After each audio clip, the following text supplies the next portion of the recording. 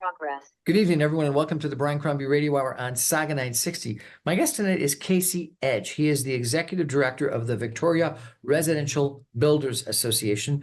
And I've read really quite a number of different posts and comments that he's made on social media in regards to our current housing situation, not only in Victoria, but BC and Canada generally. And so I thought it'd be great to check in to see if some of the same issues that we've got here in Toronto exist on the West Coast. And so, Casey, welcome to the show. Pleasure. Tell me a little bit about your point of view about our housing crisis in Canada today, what the causes of it are, and what the solutions are. Well, I think I can summarize the problem in one sentence. Government controls the housing market. Municipalities, provincial and federal governments tell builders where and what to build through zoning, when to build through permit approvals, how to build through the building code, and how much money they require from the project. GST, property transfer tax, land transfer tax, as in your neighborhood, DCCs, permit fees, amenity contributions. So despite politicians' claims that the market, for instance, we have Premier Eby here saying that the market has failed housing. In fact, government controls housing and government failed housing. So that's our view on it, and it needs to be fixed. Government has failed housing because it controls it with all of these regulations that you're suggesting. Fees and taxes, regulations. Taxes they put on not just the home itself, but on all the materials that go into the home, including the land. I'll give you an example. Property transfer tax. You call it land transfer tax. And I'll just adjust this for a minute. There we go. You call it land transfer tax, but so it's charged up to 3 times in development of a single home. So a landowner, a developer buys land and pays property transfer tax. A builder buys a lot from the developer and pays property transfer tax a second time. The builder builds the home, and the home buyer pays 2 embedded property transfer taxes plus the 3rd transfer tax in the sale of the home. So the BC government generates as many as 3 transfer taxes, and those transfer taxes are not cheap. So for the average price of a home in British Columbia, about $1 million. The property transfer tax is about $18,000. Now, you have a bigger problem in Toronto. You pay 2 land transfer taxes, one to Ontario and one to Toronto. Your land transfer taxes for that same priced home is about double. You're paying about $30,000 in land transfer taxes. Now, you compare that to Alberta. For that $1 million home, they're going to pay about $800. It's a $800. Oh yeah, it's a title transfer. There's very little justification for charging $30,000 or $18,000 for a title transfer. What is the justification? Is there any expenses associated with the province or the municipality dealing with transfers of land? Negligible compared to what they're charging. The BC government generates revenue about $2 to $3 billion a year. So whatever their costs are, I can guarantee you it's nowhere close to $2 to $3 billion a year. So it's just a tax grab, is what you think? One of the many tax grabs. Then you have community amenity contributions, and you have development cost charges. They want to, in our region, they want to build a new water treatment plant and charge up to $9,000 per home to pay for that plant. That's an upstream project. Development cost charges should pay for upgrading infrastructure directly adjacent to the new home, not for upstream projects benefiting the entire region. Those projects ought to be paid by federal, provincial, and municipal governments through the tax system. So the criticism that we have about development charges here in the Greater Toronto Area is that again, they're financing, fire stations, police stations, a whole bunch of things that aren't associated with the incremental infrastructure or servicing needed for that one development by itself. And you're saying that that's the same in BC. Oh, absolutely. And what's happened is since about for the past 40 years, governments have decided that housing is a great cash cow for them. So they implemented the GST on homes, land transfer taxes. Municipalities are layering on all these different fees to avoid incurring the wrath of existing property owners because these politicians can't balance their budgets. And so it's just spiraling out of control. Now, why do three levels of government layer all these taxes, all these fees on new housing, and they don't seem to, it doesn't seem to result in any negative feedback because nobody lives in the new home yet. So you're There's taxing no people. voters. There's no voters aren't in there that yet. new home. So what they do is they layer on taxes on housing that hasn't been built. And well, we have this goods and services tax, the HST or GST, that as you incur it, you get a credit for anyone that's paid it earlier in the supply cycle. And so these land transfer taxes, I guess you don't get a credit. And so that therefore it's land transfer tax on top of land transfer tax on top of land transfer tax. Is that correct? That's correct. So unlike the HST, you don't get a credit for the tax that's already been paid on the tax that you're charging. No. And do you pay GST or HST on top of the land transfer tax? Yeah, you're going to pay GST on top of for the entire home. And the interesting thing is 1990.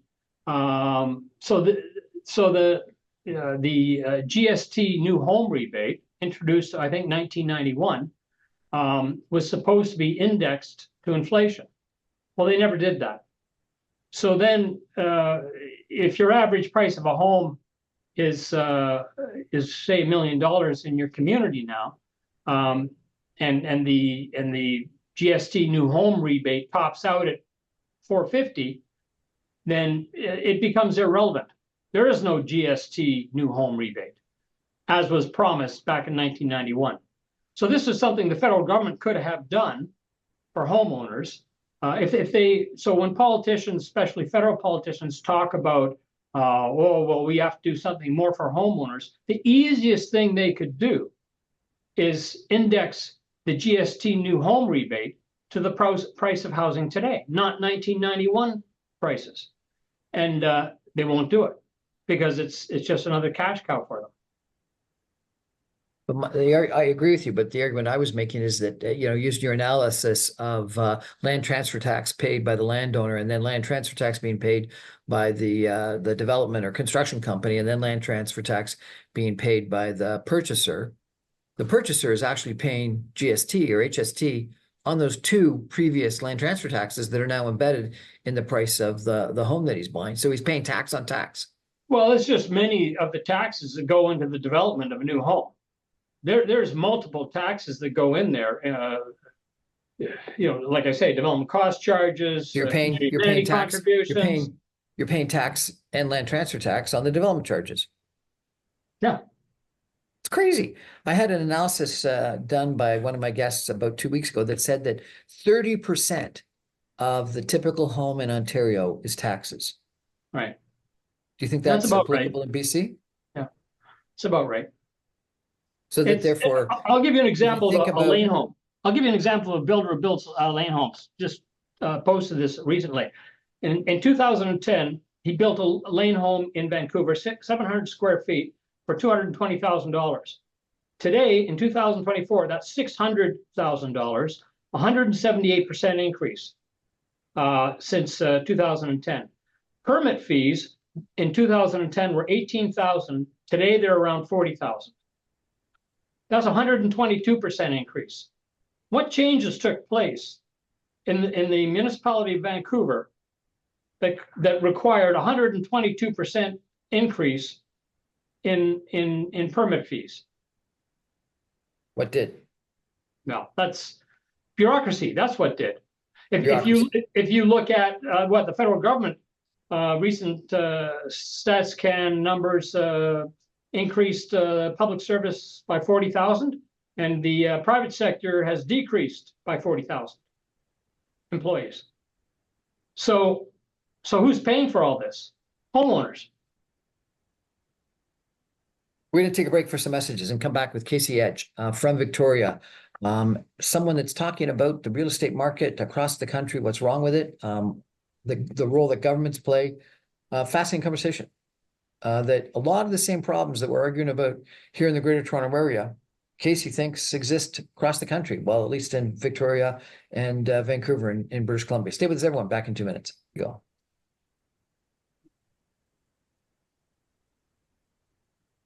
Welcome back, everyone, to the Brian Crombie Radio Hour on Saga 960. Our topic tonight is housing and the housing crisis that we're in, but we're broadening it because I ran into on social media Casey Edge, who is the executive director of the Victoria Residential Builders Association, coming to us tonight from Victoria, British Columbia.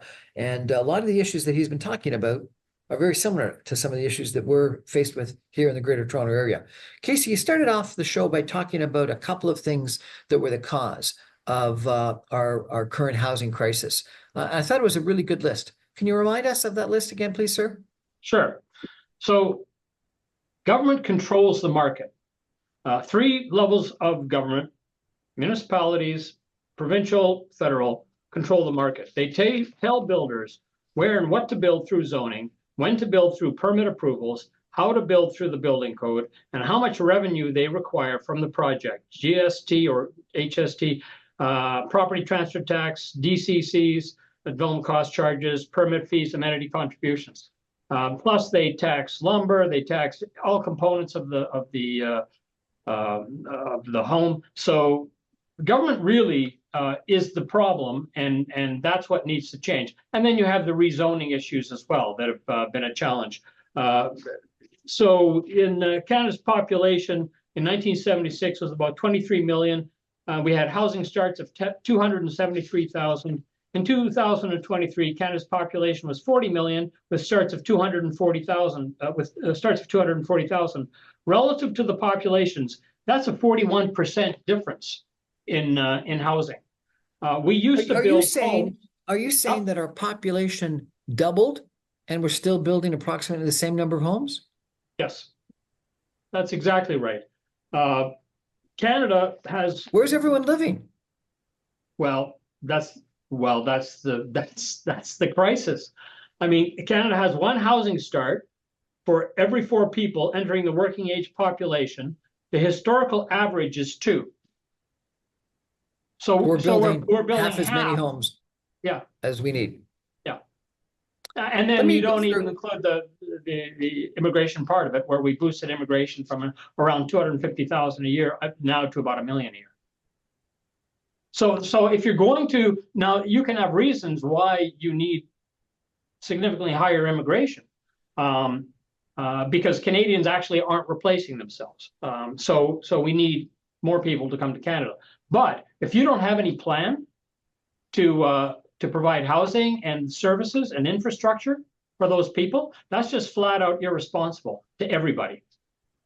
I'm told that Toronto, Victoria, and Vancouver are the 3 cities that it's most difficult to get approvals, and it takes the longest to get approvals. Is that your understanding? Yeah, I think Vancouver and Toronto are probably in a league by themselves. Victoria can be a big problem, and the problem is municipal cultures. We had a municipality in our region where you could get a building permit in 3 days. No variances. We're not talking about rezoning. It's just a simple building permit in 3 days.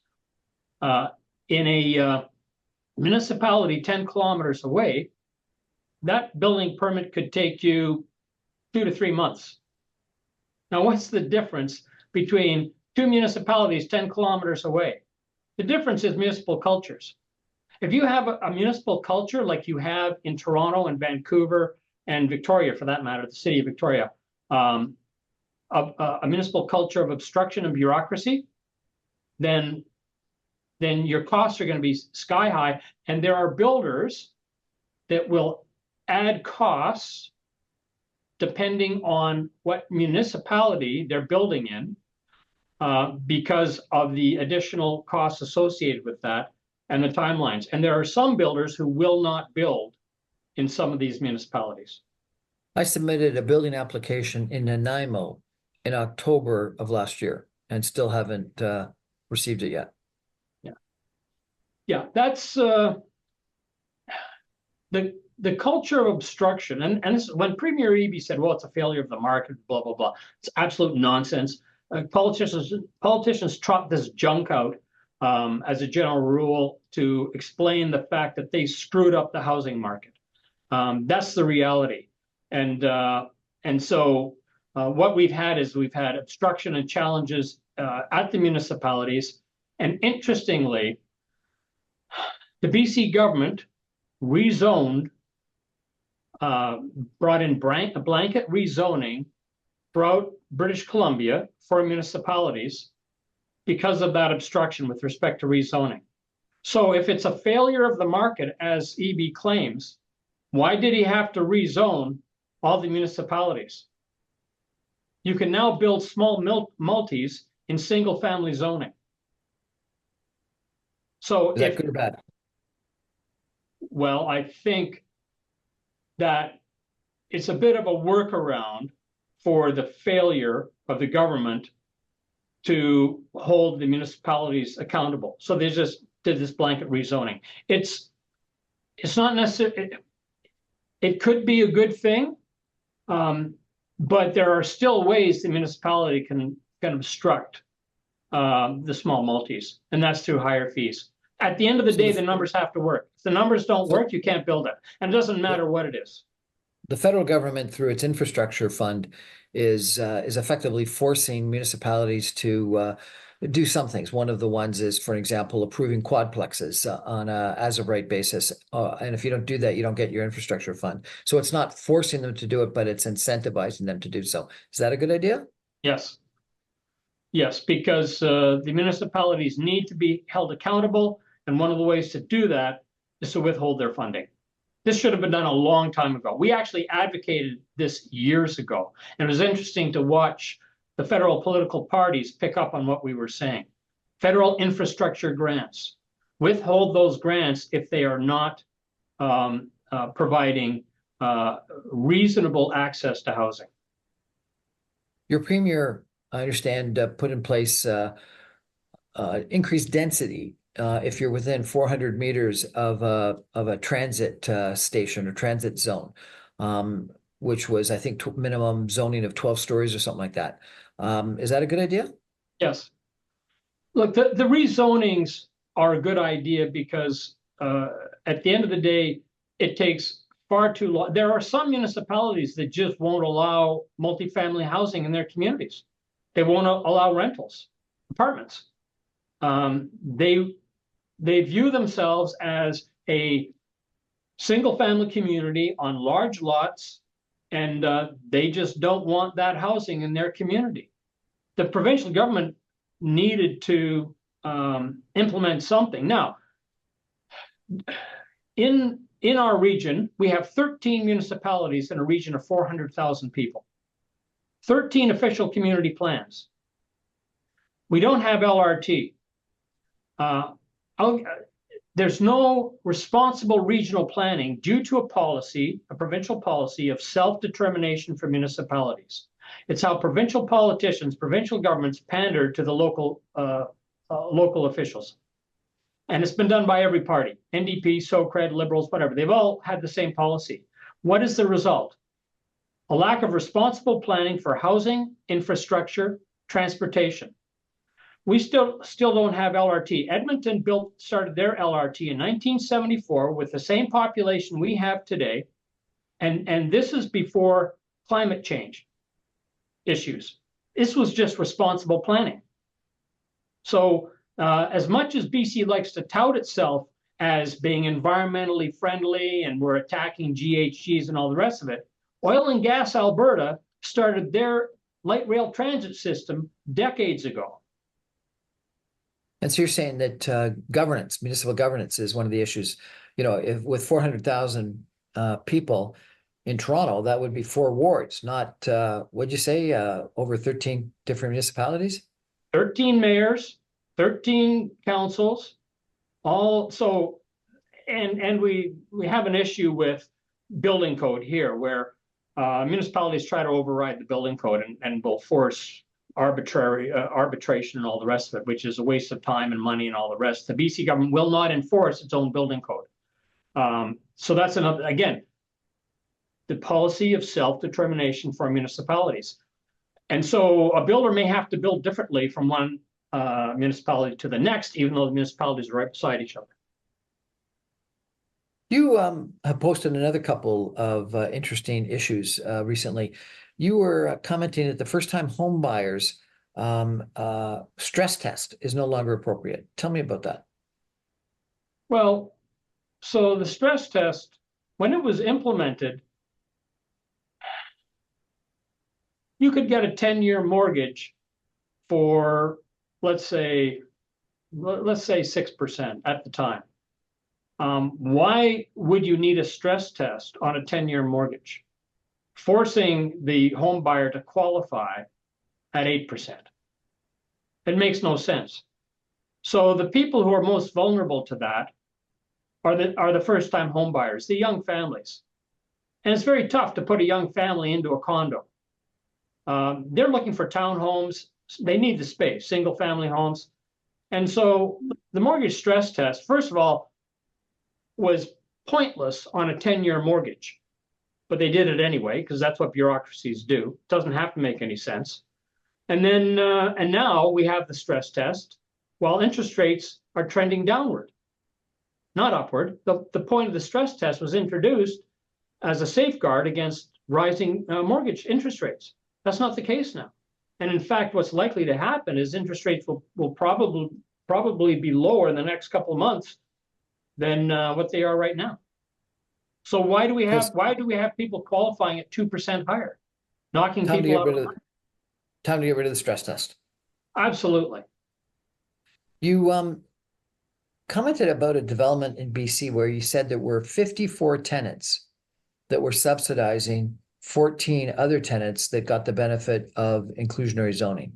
Can you explain that to us, sir? Yeah, so the BC government was partnered in a project with a developer, and the idea was to create, and the premier at the time, Premier Eby said, this is going to be affordable housing. Well, at the end of the day, out of the 60 some odd units, 14 were affordable and the remaining 50 were not. In fact, they were higher than what the costs were higher to rent than similar new projects in the community. And what this does is it demonstrates the failure of government pushing on inclusionary housing, where the builder must include X number of affordable units, because somebody at the end of the day has to pay for those units. And it's something that's completely lost on government, because when they need more money, they just go to new home buyers and tax them, or the general public and tax them. And so you have the 50 units paying more to accommodate the affordable housing. Affordable housing in this country ought to be accomplished through governments. It should not be done by imposing regulations on developers, because those costs ultimately are paid by new home buyers and tenants. And this is a perfect example of that. You also argued against apartments that are higher than 2 stories that are required to have double sets of stairways. Why? Well, because that double sets of stairways was introduced in the 1940s, and it was long overdue in terms of space and just modernizing the building code. It's similar to the other building code issues that you have to take a look at code requirements that are dated, and you have to move forward. And it's just going to create a more affordability for new home buyers. You're not taking up space that yeah, somebody's paying. Whatever you're adding into a home, whether it's a second staircase or whatever else, somebody's paying. And you think that today we no longer require, for whatever emergency exit reasons, fires, etc., the two staircases that were first introduced in 1941? Things have changed a lot since 1941 in terms of safety and all the rest of it. Yeah. You also quoted, and I thought this really kind of interesting, that pipeline capacity that is less than it should be costs BC residents $1,200 a year. How is that possible? Costs 12 because of the shortage. Anytime you create a shortage, supply and demand, you have higher costs. And it's $1,200 per household, $500 per British Columbian. That's what it has cost. Now, the trans pipeline came in May, was completed in May. But interestingly, John Horgan, the past premier of British Columbia, opposed the Trans-Canada Pipeline, and Elizabeth May as well. And actually, she got arrested protesting the Trans-Canada Pipeline. So at the end of the day, you have people who are opposing these things that are going to cost home buyers. One of the more ridiculous examples are politicians who oppose renewable natural gas, RNG. Local taxpayers have spent millions on the Heartland landfill. Fortis BC has created a system out there, again, the joint venture between the government and Fortis BC, to capture methane from the landfill, and it's called renewable natural gas, and provide it to heat people's homes. We have councils here who are banning the RNG from new housing. Renewable natural gas that would end up in the atmosphere anyway, but instead can be diverted to heat people's homes. We have councillors, elected officials, pandering and banning gas of any kind. It's their taxpayers who are paying for the facility to create the RNG. And by stopping this, obstructing the supply, they're undermining their own residents' investment. Crazy. Unbelievable. It is unbelievable. We got to take a break for some messages, and we're going to be back in just 2 minutes with Casey Edge from Victoria, the Victoria Residential Builders Association, talking about a bunch of problems that he sees, not only in the housing sector, but in our country in general. Stay with us, everyone. Back in 2 minutes.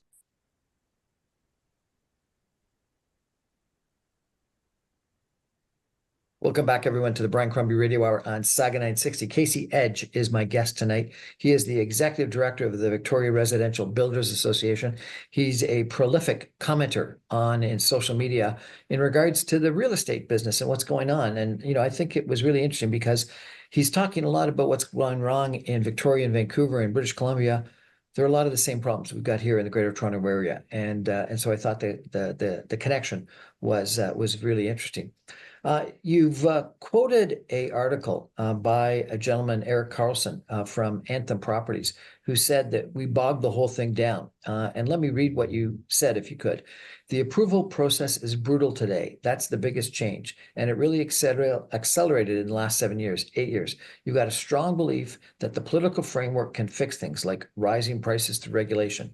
And it can't. It just bogs things down. And the belief that regulation can solve problems is much more prevalent today than it was when I started in the business, when there was a much more of an attitude of, well, we need developers to do this, so we'll work with them. And you said this stems from Premier Eby's misguided belief that high housing prices are a failure of the market, when you say it's a failure of government. No, absolutely, it's a failure of government because, as I pointed out earlier, government controls the market. So, you know, so it's not just the housing crisis and the high housing prices, but there's also the erosion of private property rights. And that's what we're seeing in British Columbia. British Columbia leads the country in the erosion of property rights. So how did we get to this situation? I'll give you well, here's what happened. So our job here is to educate the public and the media to a large degree, because the average person really doesn't understand all the stuff that goes on. So when housing prices were skyrocketing, the government's solution was speculation tax. It's speculators. So we're going to add a tax to speculators. Who were the speculators? Well, apparently the speculators included people with second homes that were using them as maybe they have a home in Vancouver, a condo or something, and they're working there and coming back to Victoria. They're speculators, according to the government. Who's another speculator? People who own family cottages in Kelowna, who have been in their cottages that have been in their family for generations. Apparently, they're speculators as well, and they have to pay a tax to the government to maintain those homes. Then there was all kinds of other taxes introduced. There was a school tax. There was which is really a land tax. Municipalities started bringing in vacancy taxes, similar to what the province was doing. So we had multiple vacancy taxes. The federal government brings an underused housing tax, another tax there. So, but here's what happened. The price of housing was not declining. So the media would go to the government and say, well, you brought in all these taxes, but the price of housing is continuing to rise. And so the government, realizing they could not sell those goods anymore, decided that, yes, we'll agree with the VRBA. It's a supply problem, and we're going to create housing ourselves, because we're going to start building housing for the middle class. So they failed through their tax methods to get housing under control in terms of prices. Then they decided they're going to get into the housing market. And right now, BC government wants to build housing for the middle class. The BC government should just stay out of the housing business, other than providing housing for those in need, not for the middle class. It's a ridiculous concept. Let the market build, and the market will build adequate housing. But if you allow municipalities to choke supply, if you layer on tax after tax, it's very difficult for the market to make the housing, to build the housing. So then don't step in and say, by the way, we need another regulation, or we need the government to start building housing. This is going down the entirely wrong path. And the reason we get these stories from the government is because they just hold up red herrings. Here's another for the public, for the voters. Here's a red herring. When that's not working, we got to find another red herring. But Casey, you're talking about how we need incremental supply, desperately need greater supply, and get regulation and taxes out of the way of developers building. But yet a week ago, you posted a story about investors have disappeared, that the Toronto condo inventory jumps 80% in 1 year. So if we've got 28 months of condo inventory on the market today, don't we have oversupply? In Toronto. So what you have is the government brought in the mortgage stress test, knocking young home buyers out of the market. They increased the taxes, fees, and the regulatory, so the numbers don't work for the investors anymore, for the builders. And so, yes, they have regulated the heck out of it.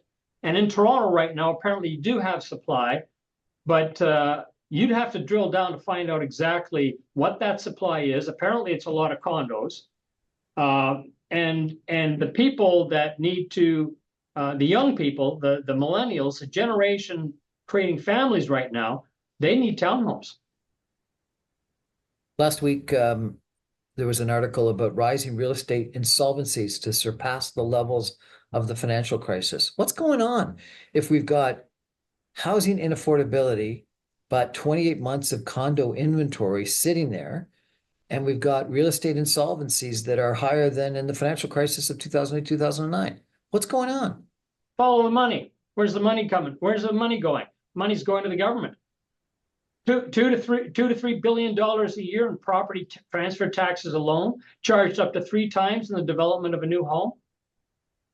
Alberta charges $800 for the same service for the same price property. Now follow the money. You have 3 levels of government that are using housing as a cash cow, and eventually the chickens will come home to roost. And we have a municipality here that would not rezone a 20,000 square foot property into 2 homes. And then you posted something about why Canada's cottage country has changed forever. Why is Canada's cottage country changed? Well, if you're talking about the speculation tax in British Columbia, you're talking about in some regions, if you want to have a cottage, you have to pay the government a speculation tax. The government is way too involved in the housing industry. And so what happens is when it starts going sideways, they get even more involved. And that's a problem. We were talking about the rezonings to multis, from single family to multis. But what happened is, at the same time, the province broadened their ability to charge fees. A week ago, you posted that the interest rates in BC election will dictate Victoria's real estate future as a housing market. You said that there's no question there remains downward price pressure on condominiums in downtown Victoria. But outside of downtown Victoria, condominium demand remains strong. So why is Victoria under downward price pressure, but other areas around Victoria are not? Well, to a large degree, as I say, I mean, Langford, which is 10, 20 kilometers from Victoria, has I think year to date 900 housing starts from January to July, and the city of Victoria has about 360. So what's the difference? Well, in Langford, you can get a building permit and a rezoning in a reasonable period of time, although there's a new council there now, so we'll see what happens in the future. But in Victoria, it just takes too long, too many costs, too difficult. I know builders that won't build there. Won't go to Victoria. No. Why would you go to Victoria when you go to Langford?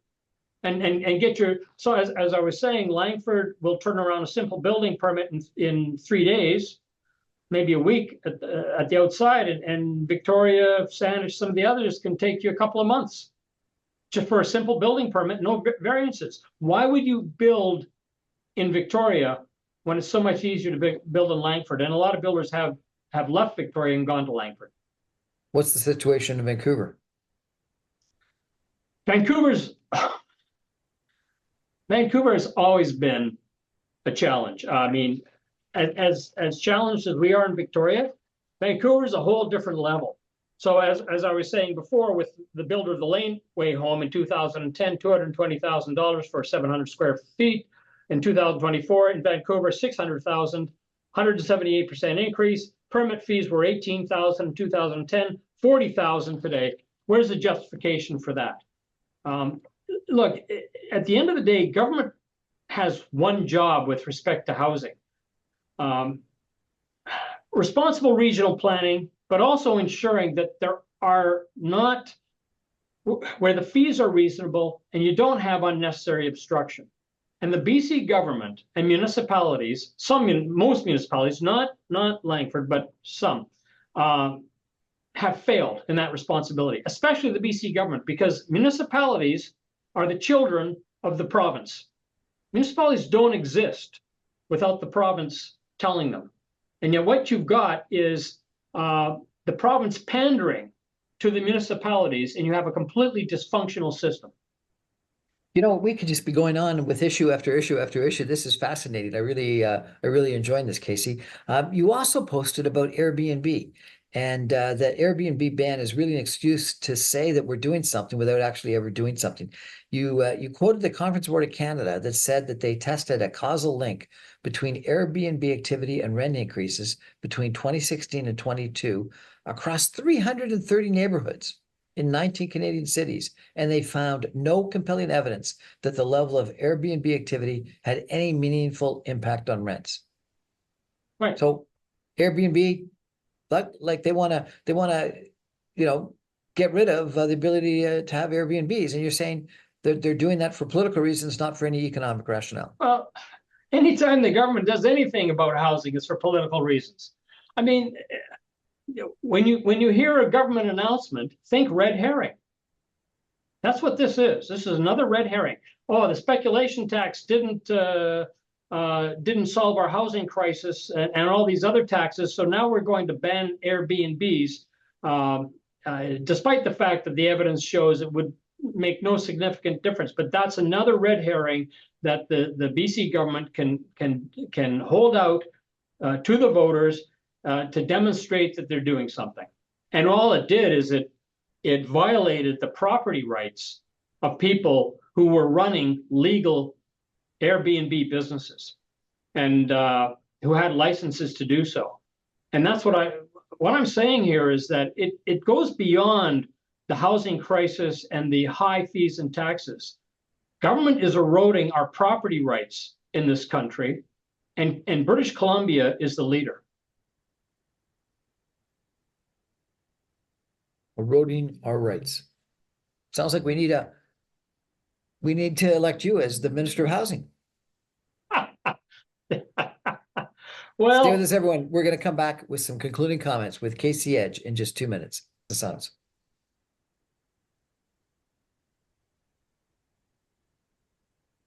Welcome back, everyone, to the Brian Crombie Radio Hour on Saga 960. I'm chatting tonight with Casey Edge. He's a really interesting gentleman from Victoria, British Columbia, who's been very prolific in his commenting in social media, in articles and other things on the state of the housing crisis, housing situation in Canada. I got to ask you as a sort of a final comment, Casey. You posted an article in Stories that says the housing crisis in Canada comes down to one thing: politics. If you were the Minister of Housing, what would you do? So first of all, I could never be the Minister of Housing because I don't pander. And basically that is the primary function of politicians. I've been doing this job for 20 years, and there are very few of them that, first of all, understand housing and the market, and they seem to just flail around, creating unintended consequences. So what you really need to do is you need to sit down and talk seriously with the people who build the homes.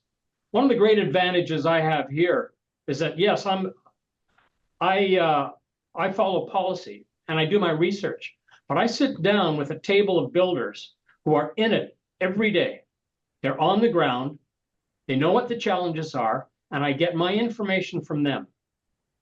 And what I found with government is they don't consult nearly enough.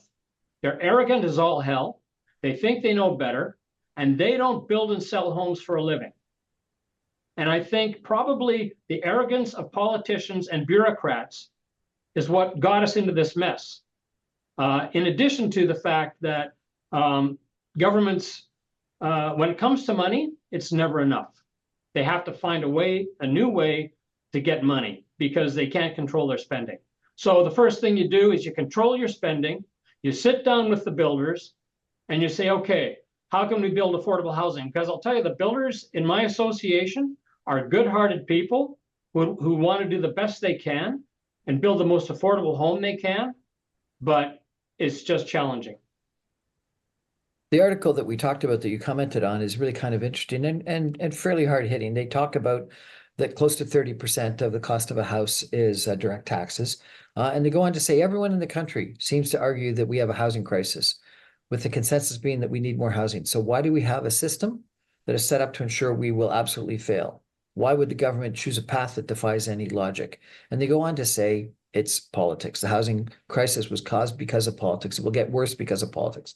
And it'll continue not to work because of, you guessed it, politicians. Not talking about party lines leaning left or right, or even provincial versus municipalities. They are all just as bad as the next. The objective for political leaders of all kinds, it seems, is to look like you're doing something. Make sure a majority seem to think we're headed in the right direction and get elected. And then it goes through the turnout that 63% of the people vote in federal elections, 44% in provincial elections, and 38% in mayoral elections. And so therefore, to win an election, you're focused on a very small number of people. You only need 22% of the people federally, 18 provincially, and only 14% of eligible voters municipally. And that they tend to be older and they tend to be homeowners. And as you said, people that don't own a home yet, that haven't moved to the town yet, aren't a voter yet. And so therefore, the argument is that they're catering to older homeowners and a very small group of that. And to get elected, they're catering to those attitudes. Do you think that's the problem? I've never really bought into that as much. I think Canadians in general are pretty good-hearted people, and that they will adopt reasonable solutions to problems. So that's why our approach is, I don't sit down with politicians and try to convince them of anything. It's a waste of my time. They all have an agenda. What our focus here at the Victoria Residential Builders Association is to do our research, bring the experience of builders to the media, and through the media, the voters. Because at the end of the day, we don't talk directly to the public so much, and neither does the government. It's the media, people like yourself, that talk to the voters. And so if you educate the voting public, and I don't care what demographic they are, because I do believe that Canadians are logical and will accept reasonable solutions. If you can educate the voters, then you can solve the problems. Because politicians are not leaders, they're followers. And all they do is follow what the voters want. And if they can circumvent the voters by adding taxes to homes not yet built, then that's what they'll do.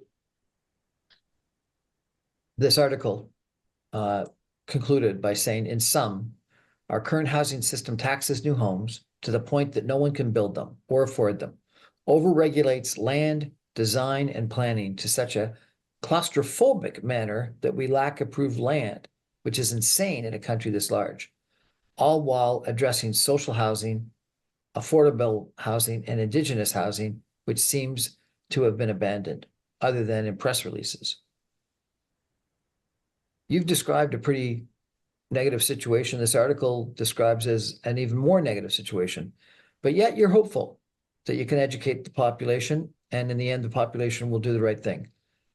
I hope you're right, Casey. Thanks so much for joining us, and tell us a little bit about the challenges from a Victoria, BC, West Coast standpoint that are pretty damn similar to what we're incurring here in the Greater Toronto Area. Really appreciate it. Pleasure, Brian, and talk again sometime. That's our show for tonight, everybody. Thank you for joining us. I remind you I'm on at 6 o'clock every evening, Monday to Friday on 960 AM. You can stream me online, even from Victoria, British Columbia at www.saga960am.ca. All my podcasts and videos go up on social media, my website, briancrombie.com, on YouTube, and on podcast servers as soon as the radio show goes to air. I think this is the number one issue. I think deficits are. I think interest rates are. I think that the issue that Casey was talking about, 40,000 increase in the civil service and 40,000 decrease in the private sector is. So we've got a bunch of issues right now. But I think this housing inaffordability at the same time as we've got this excess supply of overpriced condos in Toronto. It's a fascinating and and distressing situation that we got to solve. And I worry that the only way that it's going to be solved in the condo business is with a bubble burst, and in the balance of the business by dramatic increases in supply. And that's got to come by way of dramatic reductions in taxes, rules, regulation, and time to get approval. Thanks for joining us, everybody. Good night.